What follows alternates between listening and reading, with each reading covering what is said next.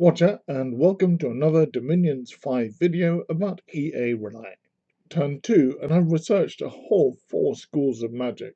The reason it's so high is because I have an awake pretender who's good at research, and we also did not have random research, so all those are 7 research points each. Then there are a load of prophet proclamations, and I Do Lord is now the prophet of Who Needs Legs. My expansion path is predicated on the fact that I know I have to go to war.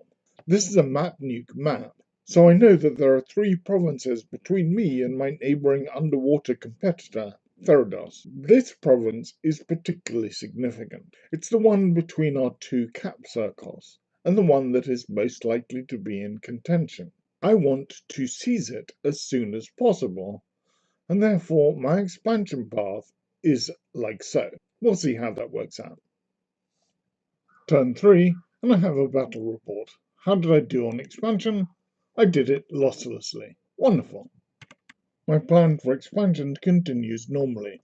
I'm combining on these sea trolls. My scout report reveals that there aren't very many, and although there is a monster, a huge kraken, that can only exist, I believe, if it's summoned by a water mage, the relatively small number of sea trolls means that it's not a hydromancer, it's an initiate.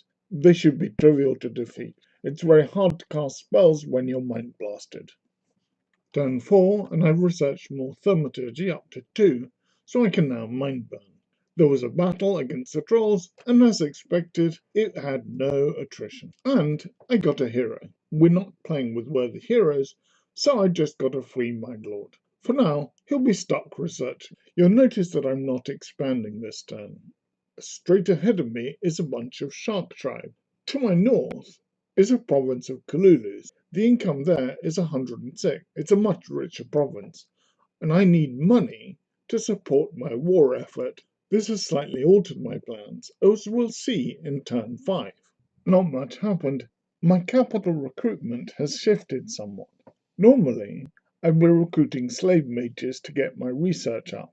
However, I know I'm going to war, and I would like to win that war. To do that, I have to besiege his capital. Just besieging it is not enough. I want to crack it and kill him. I will need a lot of Lobogard. I don't have very much money left. Well, tough shit. We're in turn 5, and I was worried that the province that is between us would be in contention.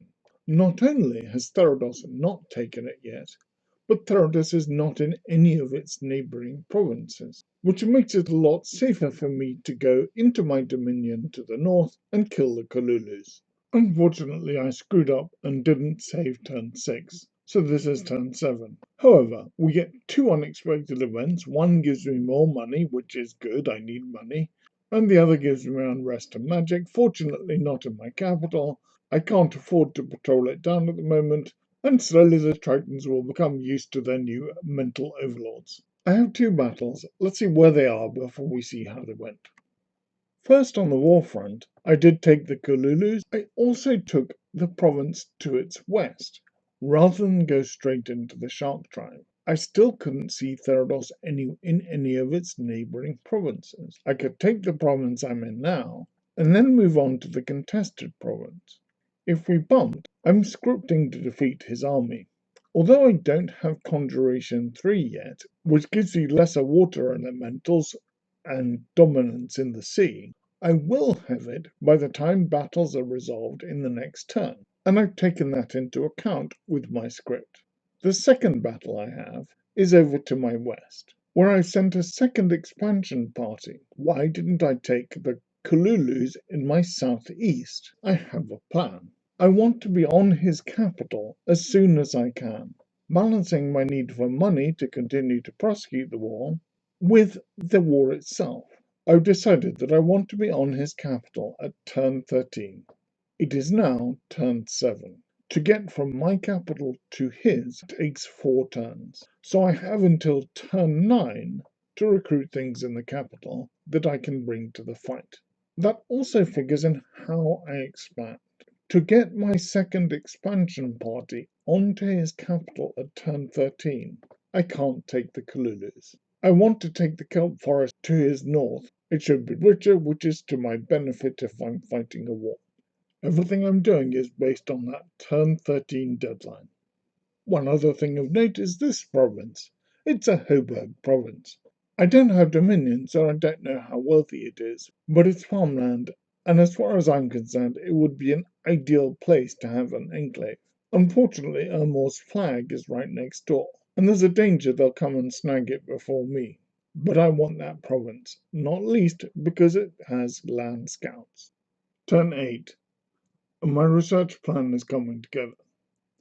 I have Conjuration 3, and now I have Enchantment 2 as well, which improves the survivability of my communions.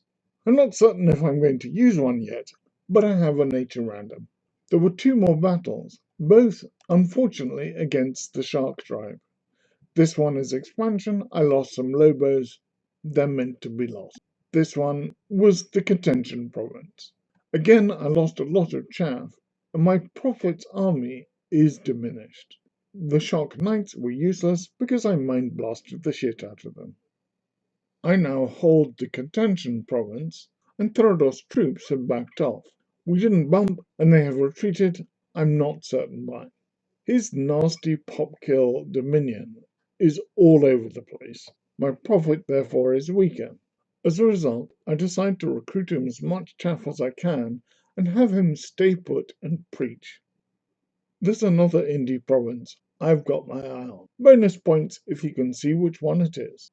Next turn, turn 9, is an inflection point for us. Anything we've recruited to this point in our capital has to start moving on his to arrive in time for turn 13. Next episode, excitement grows as we move towards war. Cheerio.